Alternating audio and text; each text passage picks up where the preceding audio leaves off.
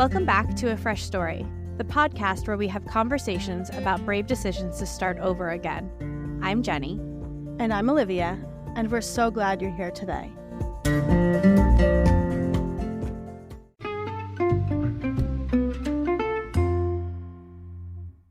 Alex Alexander wears many hats as a founder, speaker, podcaster, and soon-to-be published author.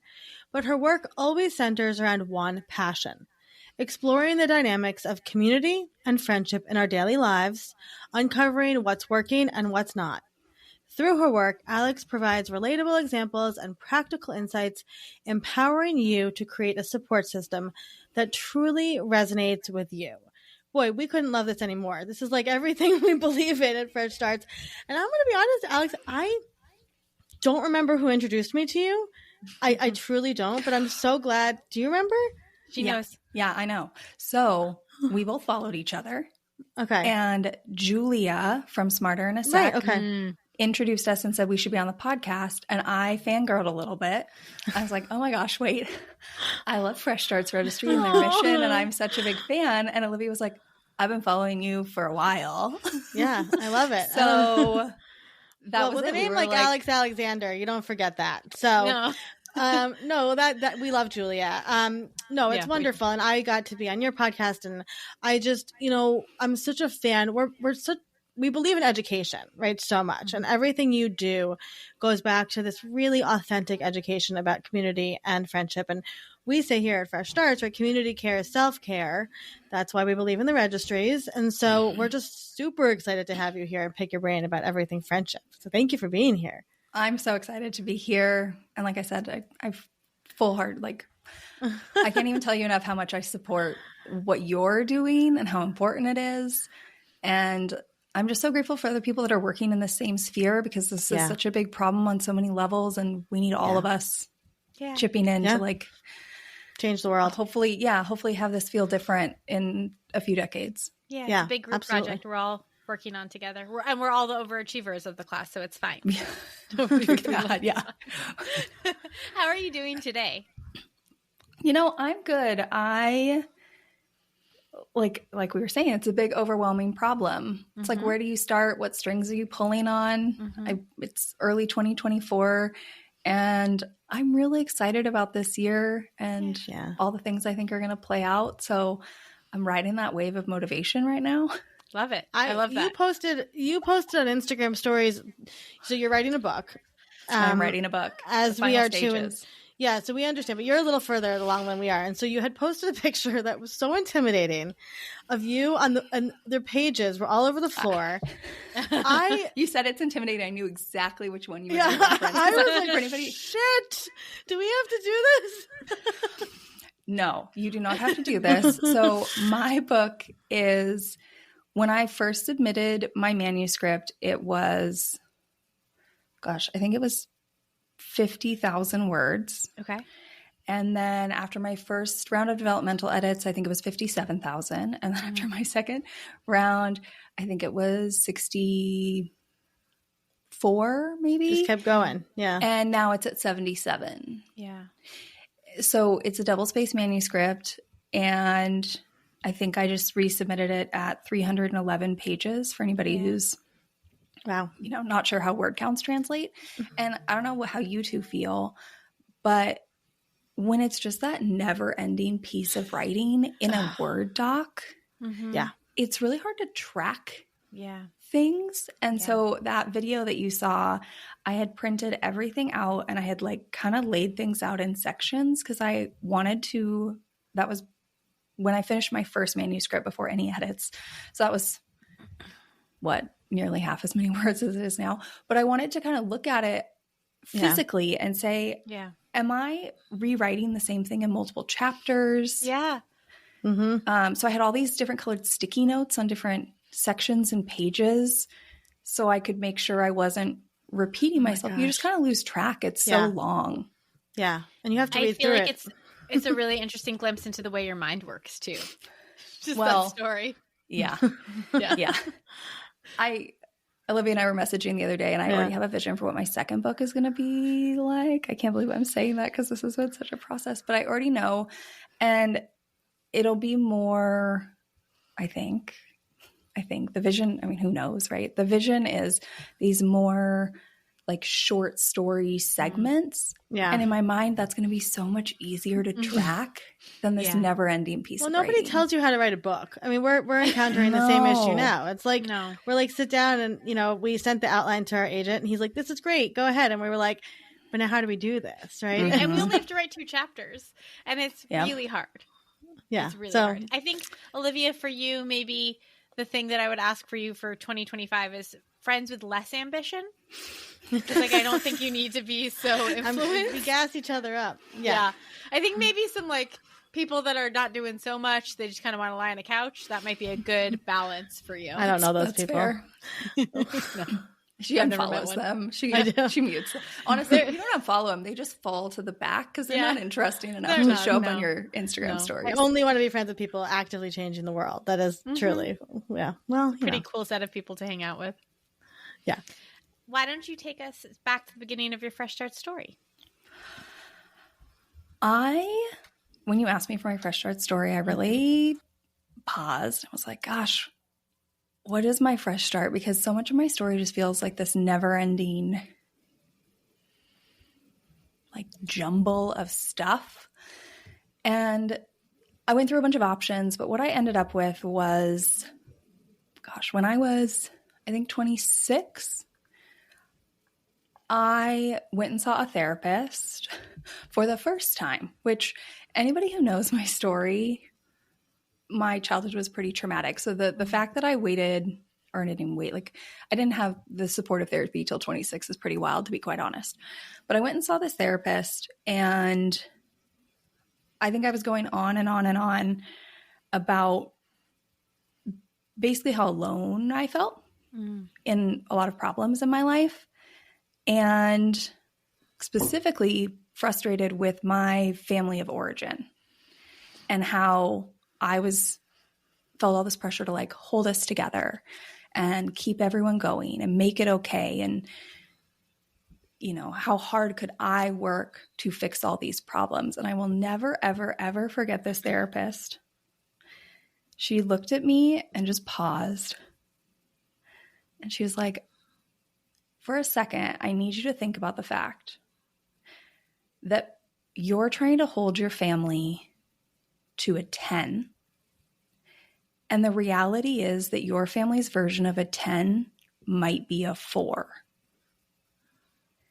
And I just remember sitting there and being like, oh, like mind blown, explosions, wordless. I don't have any clue where to go from here, right? Because societal narratives tell you that your family is supposed to be a 10. Your family is always supposed to be there for you.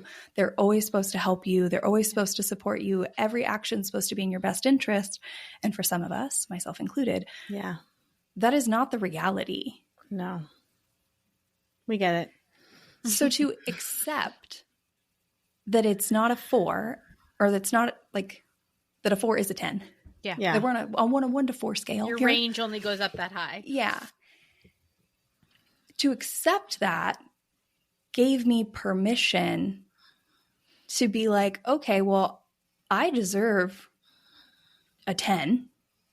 So where else in my life am I getting that support? Where can I lean in? How can I accept this reality instead of pretending? Because pretending is just denying me of the support I deserve. And I really feel like that was my fresh start, because although I think in secret and in quiet, I had been leaning into support from other people in my life, I had never really openly admitted it to anybody, let alone myself. And doing that let me step into these relationships in an entirely different way. And for the first time ever, actually be supported the way I deserve to be supported, because everyone deserves to feel supported. You know, you guys talk about your fresh starts. My like tagline, I guess, or I have a few, but one of them is that the ultimate self-care is a healthy support system. Yeah. And if you didn't come into that naturally. You can build it for yourself. And I really think this was the moment that I gave myself permission to do that for myself. I have a question, Alex. Yeah. So I have an interjection. So to believe that you're worthy of having support, somebody somewhere along the lines helped you to feel worthy. So did you have people in your childhood that, you don't have to get into it, but were there people that did make you feel like you were worthy of that 10? Because otherwise you may have sat there in the therapist's office thinking, yeah, okay, fine, I'm not worthy of this. But somewhere along the lines you did realize you were worthy of it. So where did that stem from? You know, there might have been people or adults, but the answer that like sits true to my heart when you ask that question is my friends in my teens and low 20s. Yeah. Like through all the therapy I've done and the moments where I get really frustrated of like, why can't certain people show up for me? Is it me, right? Because that's the question. Like, is it me? Am I worthy of support? I have so many examples of friends that show up in my life in such positive, wholehearted ways. Like they are the reminder that it is possible, that I am worthy, that it is not hard to love me, that I'm not a difficult person, that I'm not the problem. Yeah. You know, it's funny. I was just saying this to my husband last night because I had a lot of worthy issues, romantic relationships. And do you think there's a certain amount of luck and timing that plays into that too? That like you found those people that were able to truly give you that sort of like love and support and worthiness that they knew you deserved, and so then you were able to see that and reflect that back. Like I feel like I stumbled into my husband and I was like, oh, and he was like, I'm willing to offer, I'm offering you this, I'm giving you this. I needed to know that existed out there, because I could have just gone to another guy that was like, prove to me your worth. You know, I could have just found another one like that. And I think for so many people, you have to like chance into that kind of friendship. And it could have been that you sliding doors to that situation, right? But like it didn't go that way. That's a hard question to answer. My instinct is to say that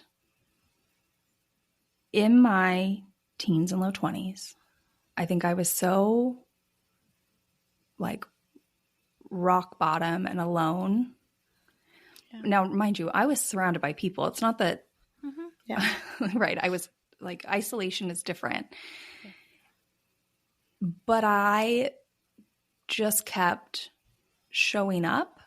And I think my friends just kept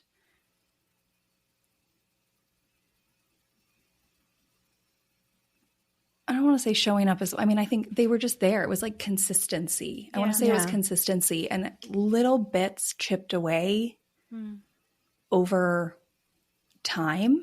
Yeah. And it wasn't just one moment. Where did you meet these friends typically in your teens and 20s?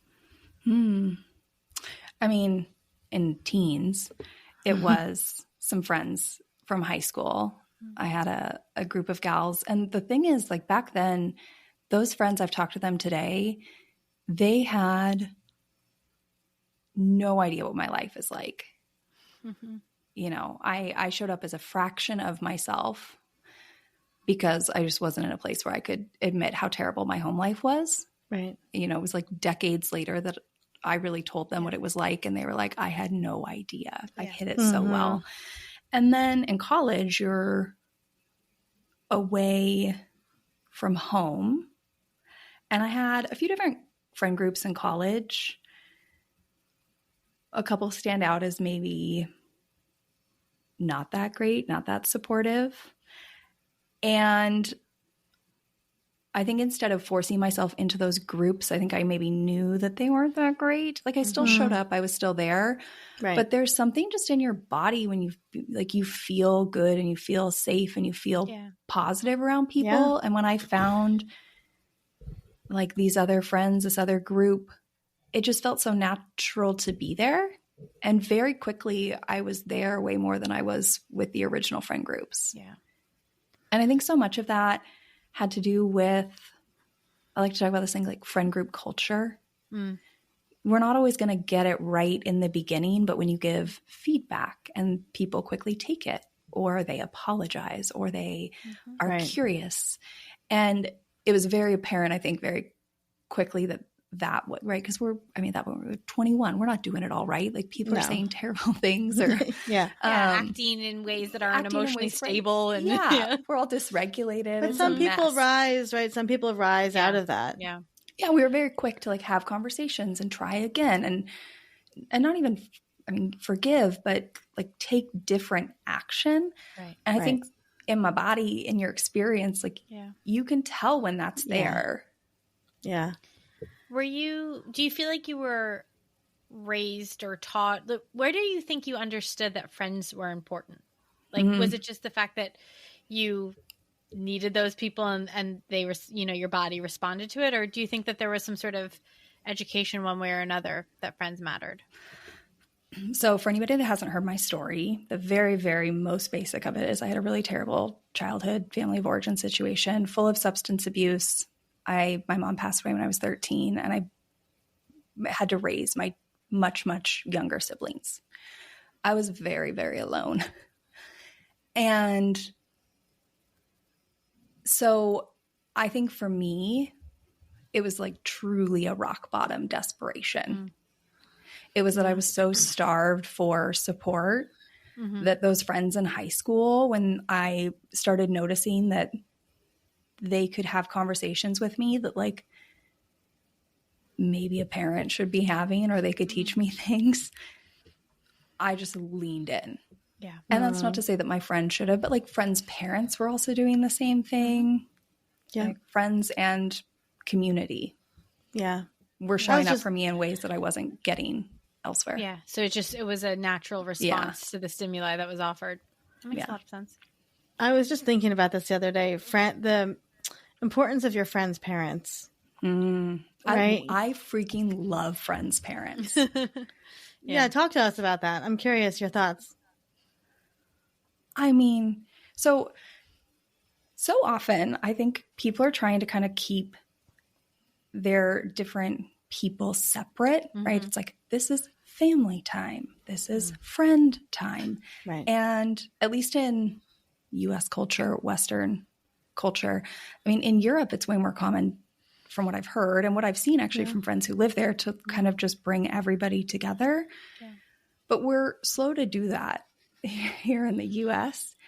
And it's costing us. There's all this talk about vulnerability. This is a huge way to open up with your friends, to let them see into a different part of your life, to sit around a table where your parents might tell a story from when you're a kid. Yeah. But also for you, like for me, to get to share a little bit about me with my friends' parents. Yeah. Because, at this point, I'm in my mid-30s, like, I'm another adult who's around their grandkids and who's hanging out with their kids. And it just adds more color to that relationship. Yeah. And at this point, I like to say, right, my mom passed away when I was 13. I have dozens of sets of parents. I got so many moms. I got moms I could call for all the things. And that's not meant to be some overwhelming thing on those women, but for them, they love spreading more love. Yeah. I have more people I could call. I had a great example of that. I had a breast cancer scare a couple years ago. I'm fine. Everything's fine. But I had a breast cancer scare. And one of the people I talked to the most was one of my friend's moms. Yeah. Who had just gone through breast cancer. Yeah. She knew more than Yeah. anybody that wasn't some of my closest people. Yeah. Yeah. Yeah. I was thinking about this because I was thinking about we had two sisters who we grew up with who, when our parents were getting divorced, we would spend a lot of time at their house, and their mom was like a second mom to us, and she worked at our school. And so we were with them all the time. and life goes on, whatever. We've kind of gotten back in touch with them, and she follows me on Instagram, the mom, and she gasses me up every single chance she can, right? I'm so proud of you, whatever. And these people are part of our story, right? And like, I remember even, going to friends' weddings, my favorite people to talk to are the parents, right? Like, it's just, I think I love that you said that, like, bringing everybody together, like, that's the beautiful part of this. So, you made these friends in your early 20s, and then like, where did your journey take you next? Like, because you didn't immediately, you were not a friendship expert in your early 20s. No. What happened next? So my senior year of college, I met a woman who was a luxury wedding planner, and getting into the wedding industry on that level is like not easy to do. There's not a bunch of jobs. It's kind of you find the right person. And I found her, we hit it off. And that launched me into a luxury wedding planner career. I did that for over a decade. It's a very interesting career to have. Yeah, Jenny was in there too. A lot about friendship and working in weddings too, and the way people are with each other. Okay. So most people don't understand the connection, but this is the thing: is for a lot of people, and I'm not saying that this is the way it should be, but currently, for the most part, if you have a big wedding, that's the one time really all your people are in one room. Yeah. And while that can bring a lot of dynamics and stress, there's also something about standing in a room surrounded by all your people that is pretty magical and like amazing. And you see, like you're saying, your friends' parents from childhood and friends from multiple parts of your life, and the friends you met when you met your partner, and their childhood friends' parents. Yeah. And it really did make me appreciate the depth of community we all have, but very rarely are tapping into. Yeah. Yeah. So I was already thinking about friendship and community in that sense. And what I was really known for in the wedding world was I didn't do design. I didn't do big, pretty things. I did a high production wedding. So if you wanted to do something really wild, that had like never been done before, which is very stressful and why I burnt out. But the other thing I was known for was emotional ROI. So basically, if you're going to spend all this money, what emotions are we creating? What experiences are we creating? What memories are we creating? It's not just about the pretty room. It's about like the quiet moments with the people you care about, and how can we protect those on your wedding day?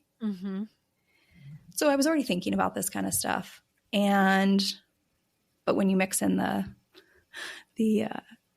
high stress weddings I was doing, I burnt out in 2018, and my husband was like, why don't you just explore something else? Like, you need like a 1-year exit plan.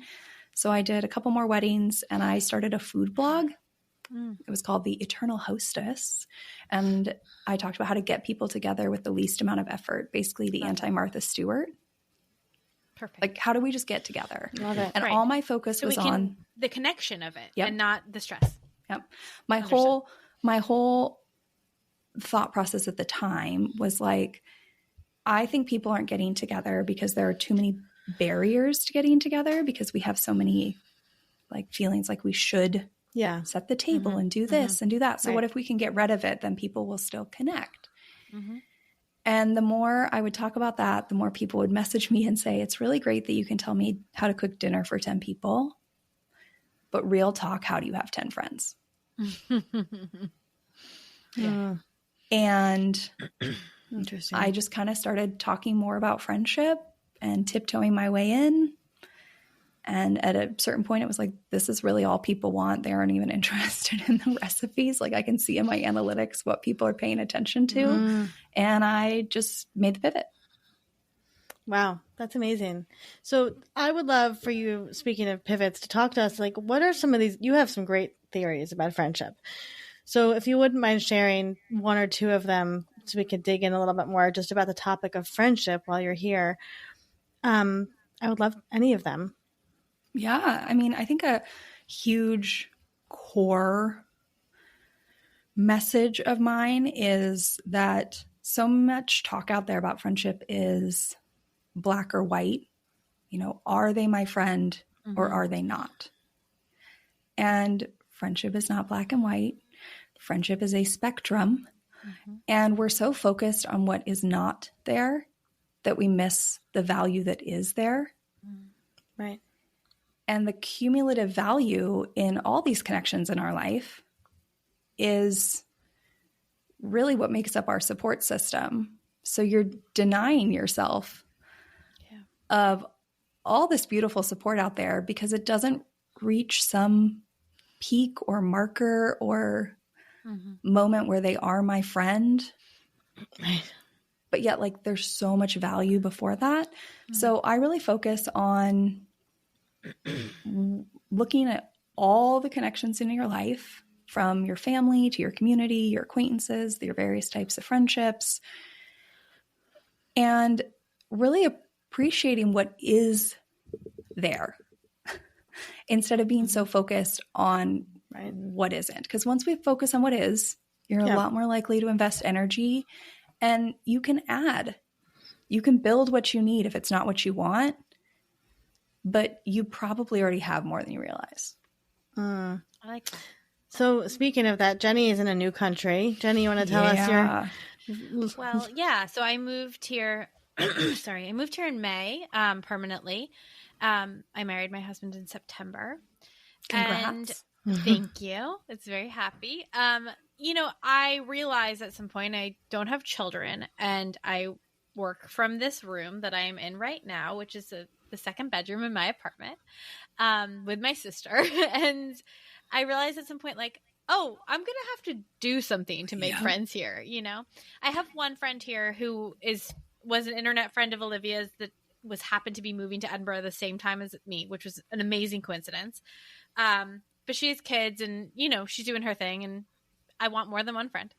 And I'm very sort of confused about how to go. Well, not confused. I don't understand how I'm supposed to go about it. I'm not like a big hobby person, you know, like I don't have like, you know, I'm not going to go play board games. I'm not going to go join a running club. I'm not going to, I don't know, what are other things that people do? Like I looked into, you know, classes and stuff like that, but I'm happy to do that. But, you know, I'm worried that like a one-off 3-hour long class isn't really going to, you know, not really going to meet anyone there that's going to create a lasting, you know, connection. I am on Monday going to a co-working space, which is a women-only co-working space, which I feel very good about. It sort of intuitively, I'm like, I feel like this will be good. I am trying to remind myself that there probably won't be like a group of women there that's going to like put me on their shoulders and like say like, thank God you're here. You know, we've been waiting for an American this whole time. So I'm trying to sort of sit in the reality of it. But and it's like, I just don't like, you know, I could keep going. Like we don't really live in a neighborhood where there's other like 30-ish women, like I'm 36, like mid-30s women that are child free. There's a lot of like families here and then students here. So I can't really go to like coffee shops to meet people. It's also Scotland. So like, it's not like being in, you know, other places where people are super chatty with each other. Yep. So I don't, and I'm like not yet at the point where I need friends, but I know that I have to start planting the seeds before I need them, you know, before I'm like desperate. So that's my situation. Nobody listening to this can see just like the big smile I've had the entire time. Yeah, we want to hear. Okay, situation. Take it away, Alex. She's ready. Yeah. All right, Jenny. This is a great reminder for everybody out there, which is that every friend we have, in fact, which one of you is older? Olivia. Yeah. Okay. Even Jenny at a certain point for Olivia, every single person we know out there was just a person in a room and we didn't know anything about them at a certain point. Mm-hmm. Even our closest friends. And I think that's what catches up a lot of adults is we're comparing the friendships we want to those deep, rich friendships we've developed over time. Yeah. And we just want to skip the journey. Right. But if we look at it, the journey is the reason we love those people. And in the moment, like those were the best moments, right? Don't we all wish we could go back to certain moments in the past where we were way more present with our friends?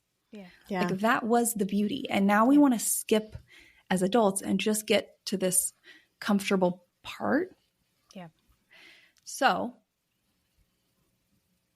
welcome to the next beautiful journey. I love this. I do this all the time. Like we have to remind ourselves that like this investing now could mean that in a year, 2 years, 5 years, 10 years, you have more of those beautiful, rich friendships, and you will wish you could go back to this time. So I totally get what you're saying. What you're talking about is socializing your interests. And I just don't know like where to go. Yeah, you don't know where to go. Very like practical. Yeah, well, I think the co-working space is great, but I also understand how you're like, I don't necessarily want every single friend I have to be a work friend because then I'm just going to be caught up in. Because that was my situation. That's how I got here. Is that all of my friends from my 20s are work friends. Yeah. Right? Yeah.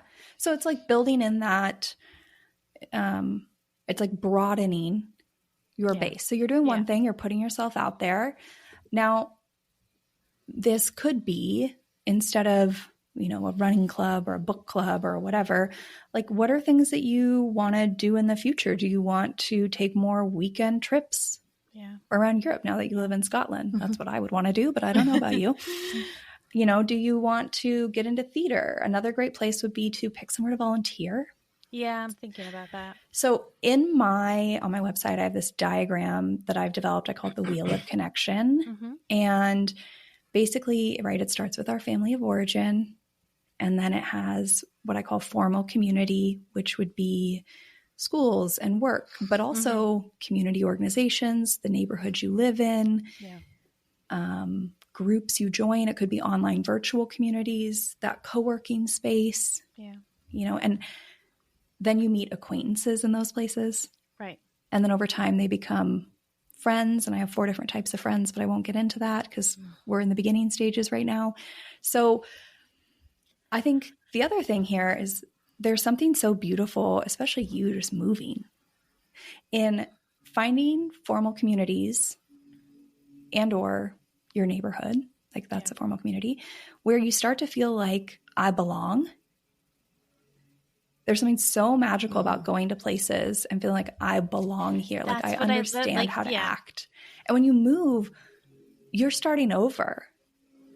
So then people come in and they're like, I want to make my closest friends right now. And I get why. But it's like, whoa. We've just skipped over one of the steps here, which is even just like feeling comfortable in your new surroundings and finding a couple places you can go. I just want to talk to a woman in person. Yeah. Like I'm at the point where I'm just like, I mean, I love being with my husband and like, I'm so happy to spend all my time with him, but I know it's not sustainable. It's not, you know, he's a musician, like he's got other things to do. So I'm like, this is the time. Now I get very emotional about it because I'm also thinking about, I'm going to cry.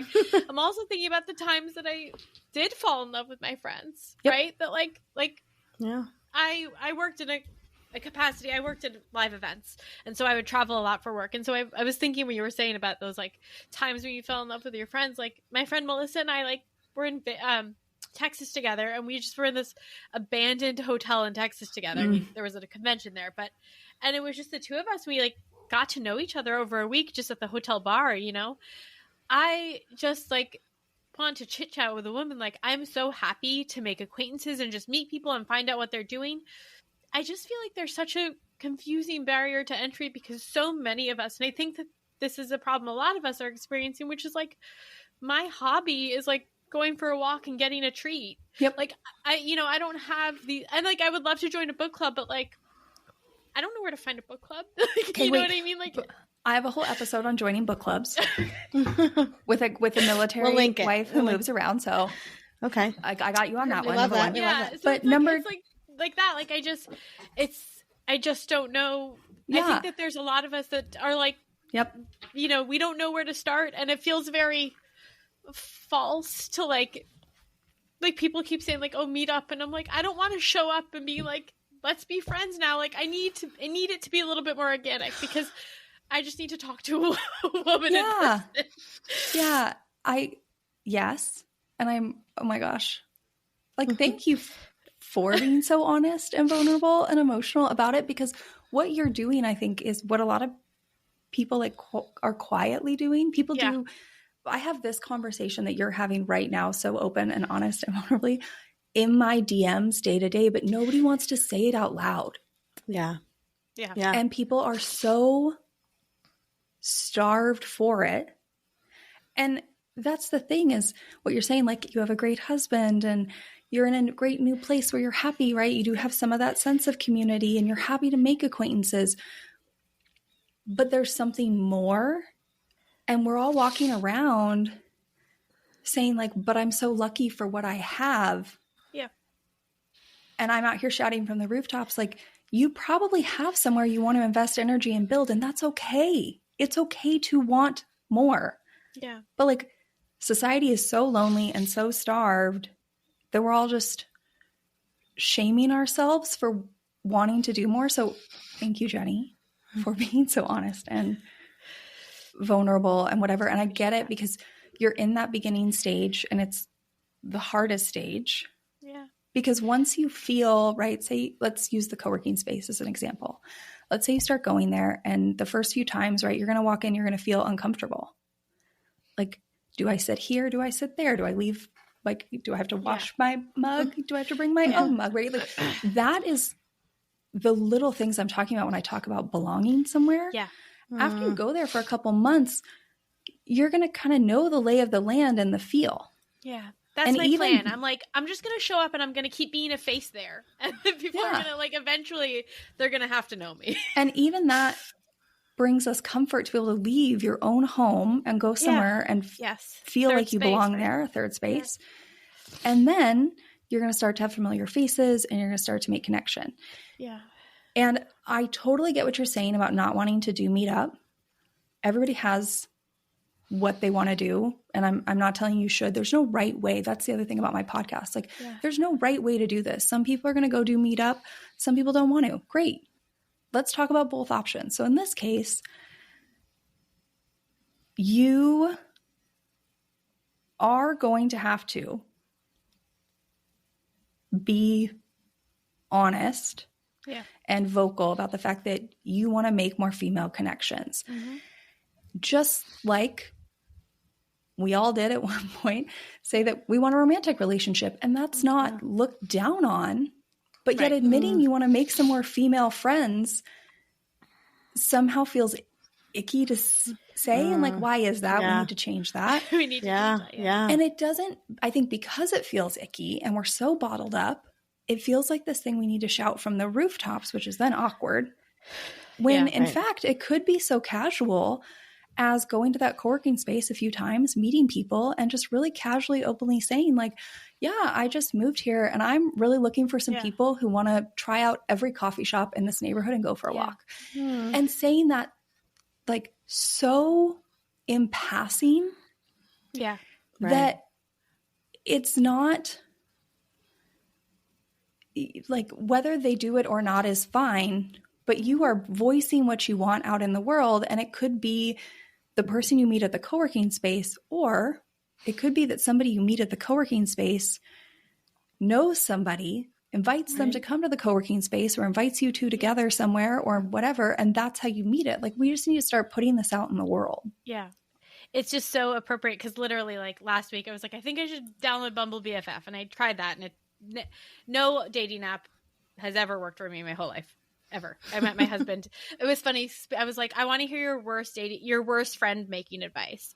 And somebody goes, just talk to people wherever you go. And I was like, that's pretty funny. And they were like, isn't that how you met your husband? And I was like, okay, that's fair. I did meet my husband that way. I met him in a museum. But like, I think I feel like it's just funny that we're having this conversation now because it was this week where I was like, kind of in like this manic like tizzy of like, how do I make friends? You know? And then at the end of the week, I was like, I'm going to rejoin this community. And then I'm going to go to the co-working space on Monday. And it felt like that feeling of like, that's where I should be. That's because I need to be with other women who are either work remotely or work from home, people that maybe don't have kids, you know, like women only, like even saying, you know, I got pushback from saying like, I want to meet women. I don't want to be in spaces with men right now. And I like that somehow you're not allowed to say that. It's like there is such value to female connection. And that took me about 30 years to understand. And I have some of the dearest, best female friends. And I'm very grateful because I have my sister and I have these friends. So like everything else is so gravy and I get to just enter into it. And if you don't like me, that's fascinating to me. Like, why would you like me? Like, I'm actually fascinated by that. So I'm fine with that. But it took me about 30 years to figure out why female connection was so important. And now I'm like, no, so it's like, okay, no, people that can work remotely, women, I just feel really positively about this, but I'm happy to have this conversation and I'm happy to amplify it because I think so many of us are having this experience. So my quick 3 steps for this would be like, number 1, give yourself permission, admit this is what you want. Yeah. Own it, be okay with it for yourself. Because you'll never let the words come out of your mouth when we get later into the steps. Number 2 is you got to leave your house. And my suggestion is to find those communities. Yeah. Because once you do the initial work and you go a few times and you start to feel comfortable there, then you can keep going there and be consistent. If there's nothing wrong, again, with the Bumble BFF meetup route, but you have to do that initial work of being uncomfortable every single time. That's true. Yeah. So pick your own heart, whatever you want to do, but that would be my people, second. different resources. Yeah. And number 3 is get specific, which is what you're talking about here, like the things you want. Yeah. I talk about this all the time on my podcast. Because we don't have enough language, because we're not talking about friendship enough, people just say, I want friends. And that's like saying, I want to buy a new car. Yeah. Right. And then you're like, what kind of car, right? If you just said, I want to buy a new car, and you walked outside of your house, you'd be like, do I want a big car? Do I want a little car? Do I want a car that seats 8 people? Do I want red? Do I want black? And you have no filters by which to figure out which cars you're into. Yeah. So that's what we're doing with friends. Like, I want new friends. Yeah. Cool. Oh, okay. Well, that's really overwhelming. What do you want to do with them? What do you want to talk to them about? How are you able to support them? How do you want to be supported? What kind of interest do you want to share? I like what you said too, Alex, with what do you want to be doing in your future? Yeah. What do you want to be doing in your future? Like, think about these things. I want to host dinner parties. Yeah. And that allows you, when you go into those spaces, to just casually say, I'm looking for a dinner party group. Yeah. I would love book club. Or like, I would love a book club. And just throw it out, because somebody might invite you. And as you'll hear in the book club episode, at a certain point, you might decide you're just going to create one. And every group starts as a group of 2. Right. And grows from there. Which is exactly how I fell in love with my friend Jen. We started a book club together, and like, she was like my friend's wife. I mean, it's exactly how it happens. I think it just feels really overwhelming. You have steps now. Alex gave you homework. And you know what I'm going to do? I'm going to tag the community when I post this podcast episode. And because they reposted me the other day, and I saw that women from Edinburgh were like looking at my stories because they had reposted. I was like, I'm going to go on Monday. And then it serves people join co-working spaces and communities like that because they want this. Yeah, exactly. But that's what I'm thinking. Most people aren't saying it. And you can cut this part, Olivia, but definitely the women and people aren't talking about it in Scotland. Like, they're not. I feel like they join, and they also have like events. They have like they have like seminars and stuff like that. So amazing advice, Alex. Amazing. Appreciate this. Thank you for the free therapy. I was going to say, which leads me into my other question: if somebody's going through a fresh start, Alex, what would be some wise words that you can impart to them? Accept the support you've already built. It doesn't need to be your absolute closest circle, There might be people that surprise you. It wouldn't surprise me because I look at this broader circle, but a lot of people are only looking at, the 5, 10 people closest to them. And you might get support, like accept it. And then later on the other side of this fresh start, when you're not in maybe crisis or survival or overwhelm, or, it might be a happy fresh start, whatever it is, go back and look at that broader circle, like appreciate this broader circle, and then again do the work. If there are places where you want more support, you can build that for yourself. Yeah. I love that. I love that. You know, so often I think being in where Olivia and I are, you probably have this experience too. We get reached out, like people see what we've been through, and people we're not terribly close to will be like, I see that you went through that. And so it's people like that. Like think of somebody that went through something that you are going through right now, and feel free to reach out to them. Like I'm sure they'll be happy to like support you through the thing that they've walked through. Yes. And they may, like, right. You're not a lot of these people's closest friends, right? But there is value in that connection that you can help them through this. And just all of us appreciating that a little bit more. I love that. I love that. I love that. So the hardest question we'll ask, what was the last thing that you ate and really, truly loved? I panicked a little bit about this question, but I'm going to go with this answer. And that is Kalamata olives. Ooh, yes. Because they're my favorite food. And when I tell people that Kalamata olives are my favorite food, they're always like, really? But they are. They always have been. So they brought me a lot of joy this week. I had them as a snack. They're the best kind of olives. They're so good. They're so satisfying, salty. Their brand color is kind of olive-y. There are some olive colors in there. Yeah, there. I was going to say, where can people find you, Alex? Because you have so much great resources and support for people. Thank you. Thank you for that. You can find me on Instagram. My handle is It's Alex Alexander.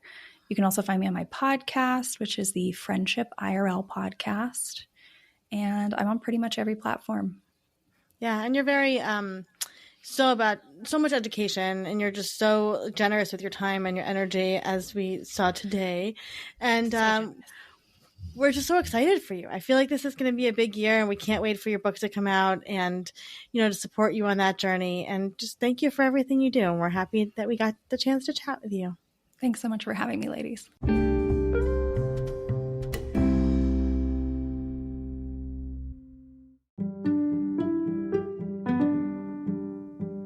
Thank you for listening to today's story. We're always here, and we're so proud of you. A Fresh Story is produced by Fresh Starts Registry, the first and only platform for everything you need to begin again.